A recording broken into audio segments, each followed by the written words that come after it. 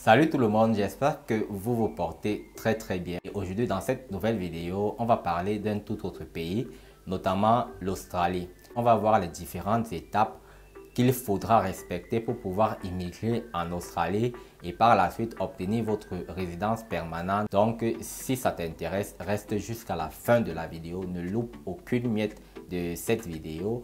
Et si c'est la première fois que tu tombes sur cette chaîne, si c'est la première fois de voir ma tête, moi je suis Emmanuel Glé. Et sur la chaîne d'Info Immigration, je parle de l'immigration, je parle du travail à l'étranger, des études et des différents programmes d'immigration, comme c'est le cas dans cette vidéo. Donc si cela t'intéresse, n'hésite pas à cliquer ici sur le bouton s'abonner, à activer la cloche de notification. Voilà, vous venez ici, vous cliquez sur toutes, à liker la vidéo et à partager la vidéo partout sur les réseaux sociaux, Facebook, WhatsApp, Instagram, Telegram, partout.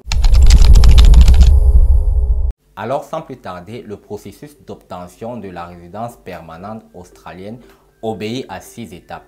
La première étape consiste donc à vérifier l'admissibilité de votre occupation. La deuxième étape consiste à calculer vos points pour connaître votre éligibilité.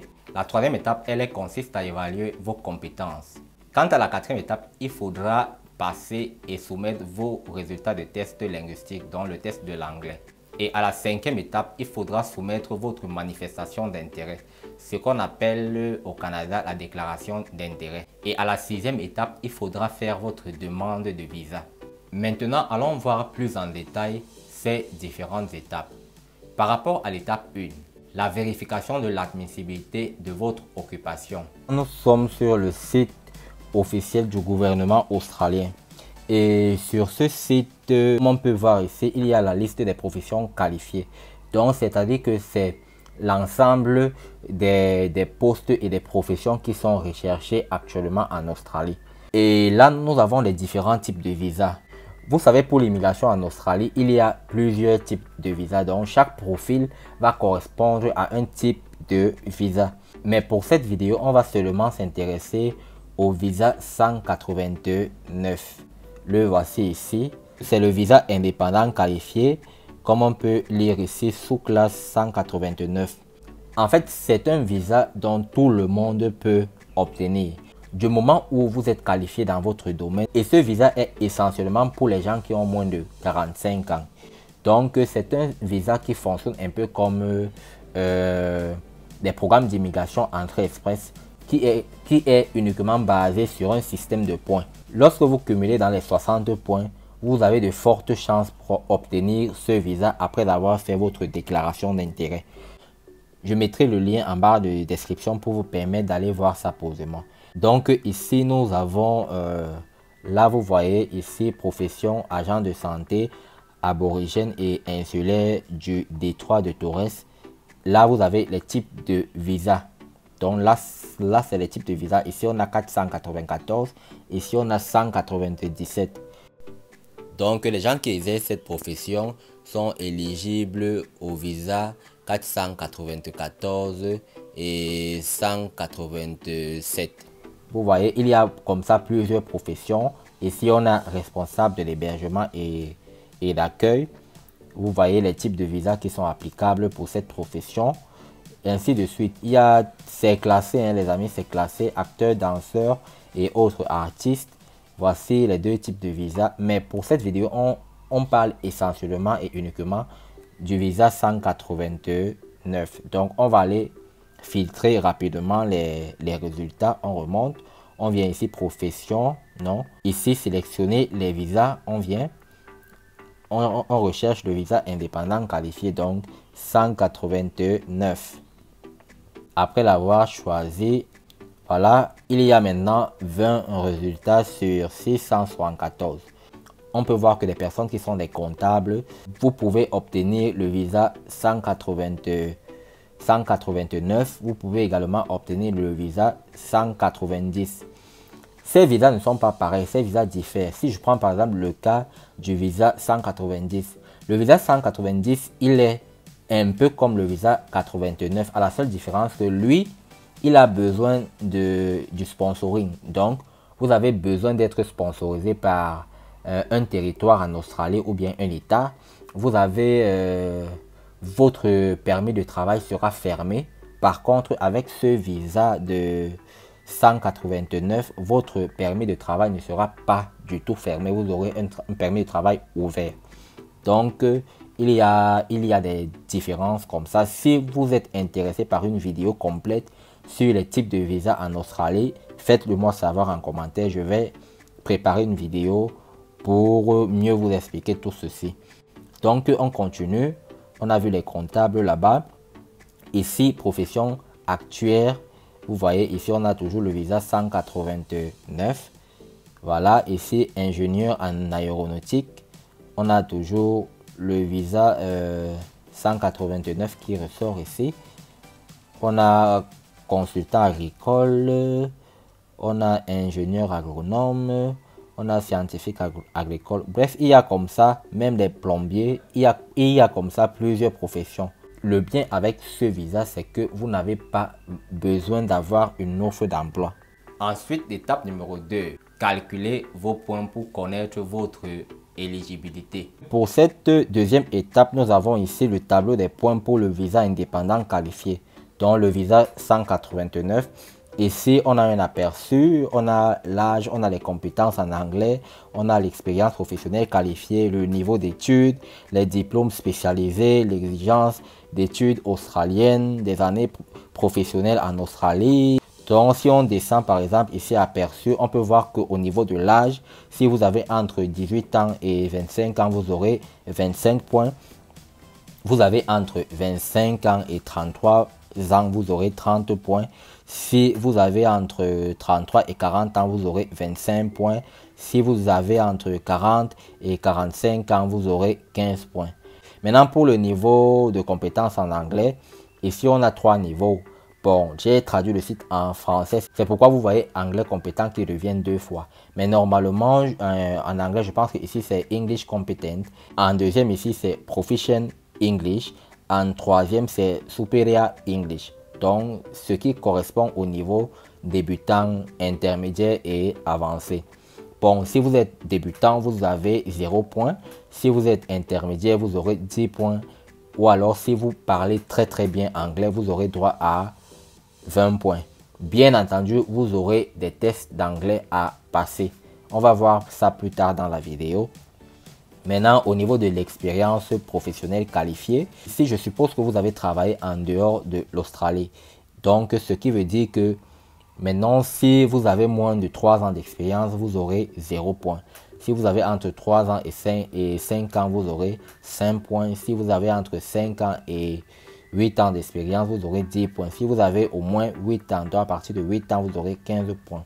Ici, on a l'emploi qualifié australien. Donc, si vous avez déjà travaillé en Australie, vous avez les mêmes nombres de points là-bas. Niveau d'études, si vous avez un doctorat d'un établissement australien ou un doctorat d'un autre établissement d'enseignement reconnu, d'un niveau reconnu, vous aurez droit à 20 points. Donc, c'est pareil pour les autres. Ici, on a 15, 10 points. La reconnaissance de vos qualifications. Bon, bref, le site, il est un peu long. Je ne vais pas tout lire, mais je mettrai le lien en barre de description. Vous allez aller checker tout ceci. Maintenant, on passe à la pratique. On va essayer de simuler nos points. Pour la simulation, on atterrit ici, calculateur de points. On vient choisir le visa indépendant qualifié, 189. Dans quelle tranche d'âge vous situez-vous? Prenons même 33, 40 ans. Non, prenons même 25, 33 ans. Voilà, exigence linguistique en anglais. Comment évaluez-vous votre niveau d'anglais? Donc, si vous avez déjà passé vos tests et vous connaissez votre niveau, vous choisissez. Bon, moi je suis moyen en anglais. Moi je suis moyen en anglais, je peux prendre moyen. Ensuite, emploi qualifié à l'étranger hors Australie. Je vais mettre un peu moins de 3 ans. Voilà, emploi qualifié australien. Bon, ici la sélection est obligée. On va prendre moins d'1 an. Voilà. Niveau d'études, vos études les plus élevées. Bon, ici au moins doctorat, baccalauréat d'un établissement. Bon, ici aussi prenons un peu baccalauréat, le deuxième niveau. quel est votre diplôme le plus élevé? On a rempli. Exigence d'études australiennes. Avez-vous au moins un diplôme ou qualification professionnelle d'un établissement d'enseignement australien qui répond aux exigences d'études australiennes? On dit non. Voilà, diplôme d'études spécialisées. Avez-vous une maîtrise par recherche ou un doctorat d'un établissement d'enseignement australien qui comprenait au moins 2 années universitaires dans un domaine pertinent? Bon, moi, j'ai pas ça pour l'Australie. Je vais dire non. Voilà, langue communautaire accréditée. Avez-vous été accrédité au niveau paraprofessionnel ou supérieur? Non, pour moi. Ensuite, étudier en Australie régionale? Non. Voilà, compétences partenaires. Donc, si vous avez un conjoint de fait, vous sélectionnez ces qualifications ici. Votre conjoint ou partenaire de fait doit également être demandeur de ce visa et répondre aux critères d'âge, d'anglais. Bon, si vous êtes célibataire, vous prenez célibataire ici en bas. Si vous avez un conjoint de fait, vous prenez. Pour moi, je vais mettre un peu célibataire. Vous avez effectué une année professionnelle en Australie? Non. Non. Ici, on peut voir le résumé de mon calcul de points. Donc, on va directement aller voir le résultat. Je suis à 65 points. 65 points, ce n'est pas mal. Pour certaines offres d'emploi, ils vont vous préciser tel nombre de points à avoir. Donc, vous allez checker comme ça pour voir si vous avez une chance de recevoir une invitation après avoir soumis votre déclaration d'intérêt. Ensuite vient l'étape numéro 3. L'évaluation de vos compétences. Pour cette troisième partie de l'évaluation des compétences, on retourne sur la première page d'aujourd'hui, la liste des professions qualifiées. Ici, qu'est-ce qu'on entend par évaluation des compétences? En Australie, il y a les organismes qui sont chargés d'évaluer les compétences des étrangers qui viennent demander des visas.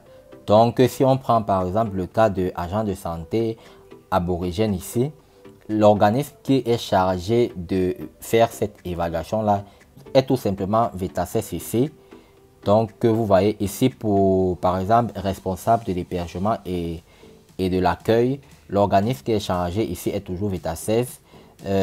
Pour comptable ici, l'organisme qui est chargé est cet organisme-ci ou ces organismes. Voilà, ici, il y en a 3. Donc, il y a API, ACPA et CAANZ. Pour les acteurs de cinéma, l'organisme qui est chargé de faire cette évaluation, c'est toujours VETASES. Donc, voilà pour ce qui est de l'évaluation des compétences. Et pour faire cette évaluation, vous allez généralement payer, c'est souvent autour de, je pense, 500 dollars australiens. Et pour faire cette évaluation, vous venez avec vos documents. Si vous êtes ingénieur dans votre pays et que vous travaillez déjà, vous venez avec vos bulletins de paye, vous venez avec tous les documents qu'on vous donne au travail. Vous contactez ces organismes-là et vous allez voir comment ils vont évaluer vos compétences et vous allez généralement payer 500 dollars. L'étape numéro 4, le test d'anglais. Alors les amis, par rapport au test d'anglais, vous savez que l'Australie n'est pas un pays bilingue. Donc en Australie, il y a une seule langue et c'est l'anglais. Maintenant, par rapport à l'immigration australienne, ils ont 5 tests d'anglais admissibles à leur procédure d'immigration. Donc parmi les 5 tests, on peut voir le IELTS, on peut voir le 12, on peut voir le PT académique, on peut voir le OET et on peut voir le test Cambridge. Donc voilà les 5 tests. Vous n'allez pas passer les 5, vous allez choisir un seul test d'anglais, vous préparez par rapport à ce test et le passer. Maintenant là vous voyez 3 niveaux d'anglais.